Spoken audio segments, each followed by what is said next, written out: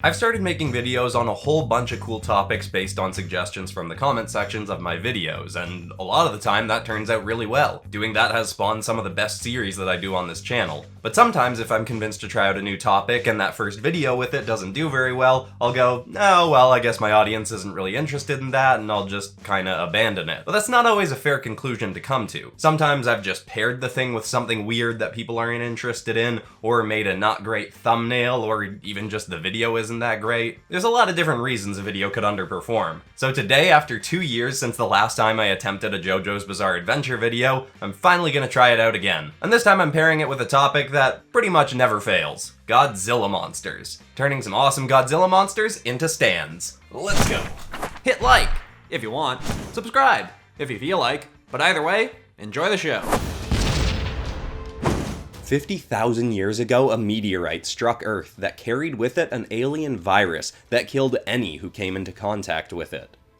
Well, near any. Fate would eventually see fragments of this meteorite carved into arrows that would kill most people they struck, but in a select mighty few who lived would awaken a dormant superhuman strength called a stand.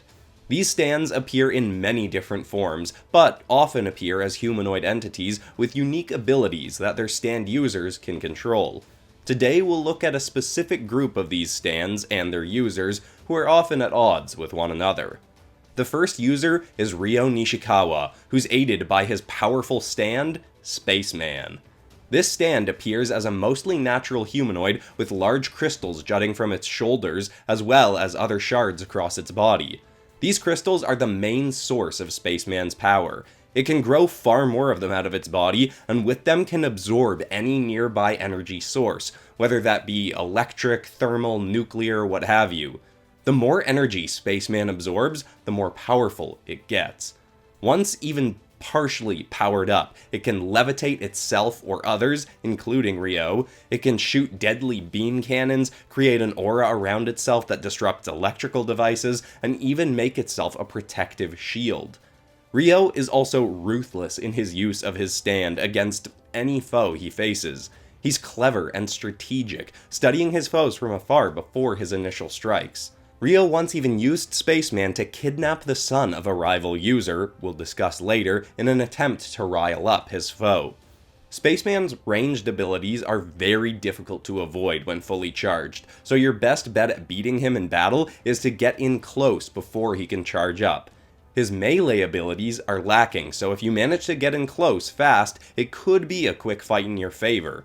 Just make sure to go for a kill shot because he recovers from injuries very quickly.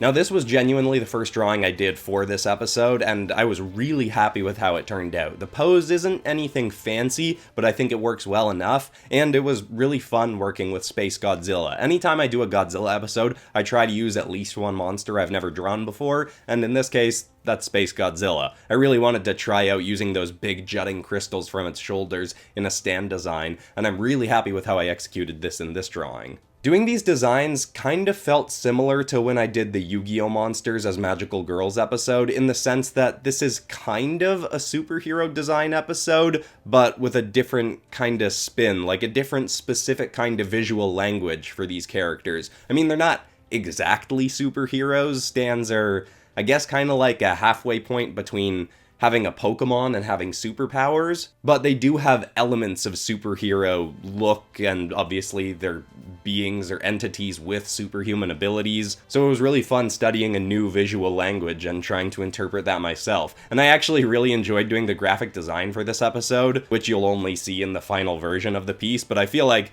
I really nailed the look. With some help from this JoJo Stand circle template I found on a Tumblr called Spooky Ghostwriter. I'll link it in the comments. Thank you, Spooky Ghostwriter, that was very helpful. Anyway, I'm very happy with this first stand, let's take a look.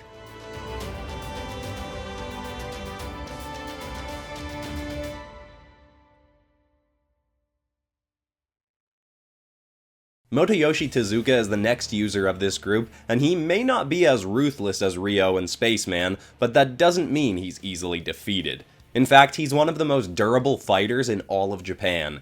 His stand is called Jagged Little Kill, an artificial humanoid stand whose body is primarily made of near indestructible brown armor and jagged yellow spikes. It is incredibly rare for anyone to break through Jagged's armor. More often, if a blow is strong enough, they'd simply send Jagged and Moto Yoshi sliding backwards, uninjured. Jagged has the opposite weakness to Spaceman. Not only does it have very little in the way of ranged attacks, but Jagged can also not go very far from Moto Yoshi, staying within a few feet of him at all times. They'll tend to rely on the fact that they can take a ton of hits without being injured, and hope that their opponent will come in for a melee attack after enough ranged strikes have failed. That's when Jagged will get the upper hand. Jagged will use the spikes jutting from all over its body as weapons to impale its foes, but its primary attack sees the stand turning its back to its enemy and thrusting its multiply spiked back into its foe, turning them into Swiss cheese. Jagged does have one ranged attack he can rely on in a pinch. He can unleash a bellowing battle screech strong enough to stagger foes, but it's more of a distraction or way to disorient opponents than it is an actual damaging blow. Moto Yoshi and Jagged are far from the strongest fighters on the list today, but what they lack in combat options, they make up for in bold determination and stubbornness, never backing down from a fight that comes their way. Now before I forget, I want to give a shout out and thank you to a subscriber named Maria who gave me a whole bunch of suggestions for names if I ended up doing this Godzilla Monsters as Stands episode. I put it out in a poll and it lost that poll, but I liked the idea enough that I ended up wanting to make it, and here it is. But anyone who's a big JoJo fan knows that a lot of the stands and characters are named after popular songs and bands. The last time I did an episode, I don't think I came up with any names in that regard, and I don't know why I've chosen this drawing to give Maria the shout out, because this is actually, I think, the only one in the episode that I named myself. Pretty sure all the other ones I just took the names that she suggested, so thanks Maria. This one I went with the name Jagged Little Kill because partially I'm a big fan of Alanis Morissette. The actual album and song is called Jagged Little Pill, and when I was drawing this character, a word that just immediately came to mind is jagged because of all the spikes. And I was just like, oh, I know exactly what I want to name this guy. This is the one I probably had the most fun with, but that's mostly because Anguirus is just my favorite Godzilla monster. Hope you all like the design as much as I do. Let's take a look.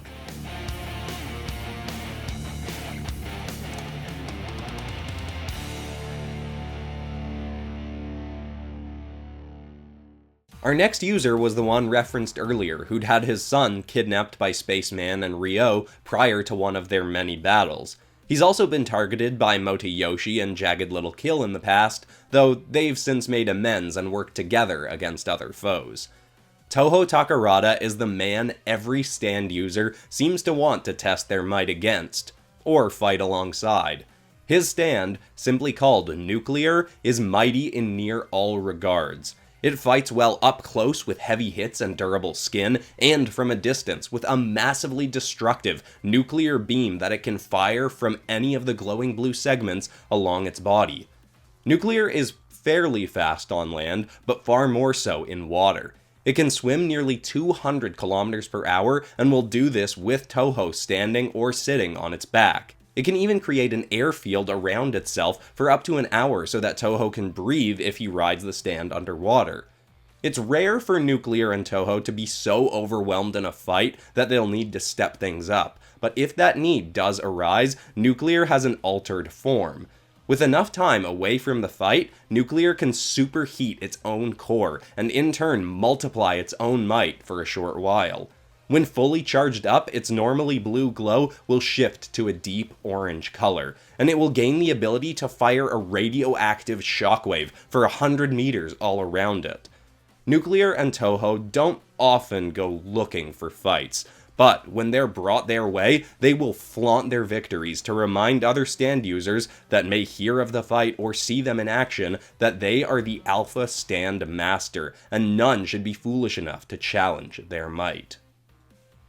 Now, admittedly, going into this one, I was actually a little bit nervous because I've twice before designed Godzilla as a superhero on the channel. And as I said, superheroes and stands, they're not the same thing, but they are kind of in a similar ballpark. They're humanoid, super-powered kinds of characters, so I knew going into this that I had to not repeat things I've done with my past Godzilla superhero drawings. I didn't even want to do Godzilla dorsal plates on the head for this one, but I did end up doing those because I knew this was going to be the character I'd end up putting on the thumbnail, so I needed enough things in the head, upper chest, shoulders kind of area for people to see that this is based on Godzilla and get what I was going for. I actually kind of would have preferred putting Spaceman on the thumbnail, because I like that head and shoulder design a little bit more, but obviously Godzilla is the most clickable Godzilla monster. But anyway, I do think this ended up being different enough from my past Godzilla superhero episodes. Also, those were long enough ago that my art has significantly improved since then, so I'm very happy with how this turns out.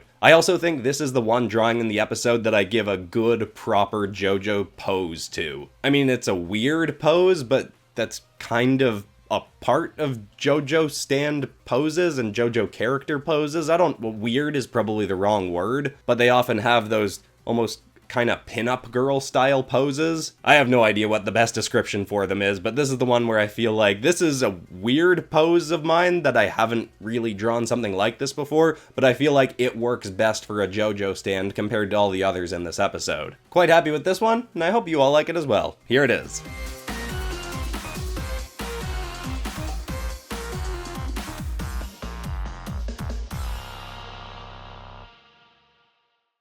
The final stand we'll look at today is unique in that it is used by two individuals simultaneously, the Fairy Sisters. They're twins who haven't left each other's side at any time in their lives. When they were young and first acquired their stand, it was far weaker and unfitting of the name it would eventually go on to possess. Initially it appeared as a non-humanoid stand, looking more like a 3-foot-long caterpillar. It was able to spit silk strands to bind foes, but could do little else.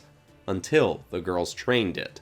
For years, they pushed their stand to see what else they could get it to do, until eventually, it transformed. Their training paid off, and the little bug stand became, as it's known today, Iron Butterfly. It's a vibrantly colored stand that gained a myriad of new abilities. Most notably, it became able to fly at supersonic speeds, even able to go Mach 3 while carrying both sisters. It can twirl its body around to make hurricane-level winds, with which it can blow opponents away. Iron Butterfly can also fire a medium-powerful laser beam from its eyes, and will use this as its primary ranged attack. It also has an attack unlike any other stand, called Kamikaze Butterfly Strike. Only used once before, but the stand will glow from within, fly right at an opponent, and explode, destroying itself and the opposing stand and user. Now, you might assume that this would kill the sisters as well, seeing as how when a stand takes damage, their user feels the same. But Iron Butterfly has one final ability that protects its users from dying as it does: regeneration. The Fairy Sisters' stand has died on multiple occasions, and they are significantly weakened when their stand is deceased. But after a few weeks, it will regenerate back into its caterpillar form. The road back to its full power from there can take up to a year of them training it once again, but this length grows shorter and shorter each time their stand is killed. Iron Butterfly may not be the most durable stand, but its ability to keep coming back and back and back means that the Fairy Sisters are some of the hardest stand users to knock down and keep down. Now this one I like the design enough, but I really wish I'd done a more interesting pose for this one. Not just on the JoJo level of the poses should all be very unique, but even if this was a regular superhero episode, this is a pretty boring kind of pose. Ignoring that though, as I said, I like the design. I actually picked Mothra for this episode specifically because I wanted to do a female stand. I think that's partially because I was watching some of Stone Ocean before I started making this video, but I think it might have actually been cooler for me to pick Zilla for this episode, but I did already have two very Godzilla-looking characters in this episode. Zilla being from the 1999 American Godzilla movie that, not many people really like very much. I loved it when I was a kid, but I haven't gone back to watch it since I was 10 or something. But even still, I do really like the Godzilla design in that. Not necessarily as a Godzilla design, but just as a creature design. I do think that creature is pretty cool looking, and there are still some pretty cool practical effects in that movie when they're not using not so great 1999 CGI. Definitely gonna end up using Zilla in a future Godzilla episode. But for now, I went with Mothra, and like I said, still pretty cool looking, but I definitely put my least favorite drawing at the end of this video this time. Still, I hope you like the result. Let's take a look.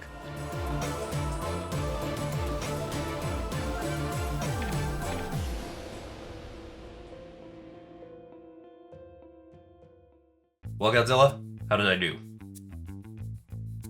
Oh, he's a Funko Pop, he can't talk. But I think this was definitely a better shot at doing JoJo Stands than the last time I tried it, and I would love to get more recommendations from all you JoJo fans out there of what else I could turn into JoJo Stands. Or what I could turn JoJo Stands into. I could take them from JoJo's Bizarre Adventure and make them dragons or mech armors or fantasy armors, any kinds of things like that. Maybe something I haven't done on the channel before. Give me all the suggestions you got below. And this is usually the time in a video where I would recommend you go check out a similar kind of video, but my last JoJo video is, it's not great, but I can definitely recommend my other Godzilla videos. If I don't have a Godzilla video playlist yet, by the time this video goes out, there will be one. And if you are new here and you want me to do more JoJo stuff, subscribing always helps. It really boosts things up the algorithm when people watch a video, then subscribe because of that video. That's a big thing on YouTube. But besides that, that's all for today, except of course for ending this video on some kind of positive or uplifting note, and the thought I want to leave people with today is a quote from Charlie Chaplin. "Nothing in this world is permanent. Not even our troubles."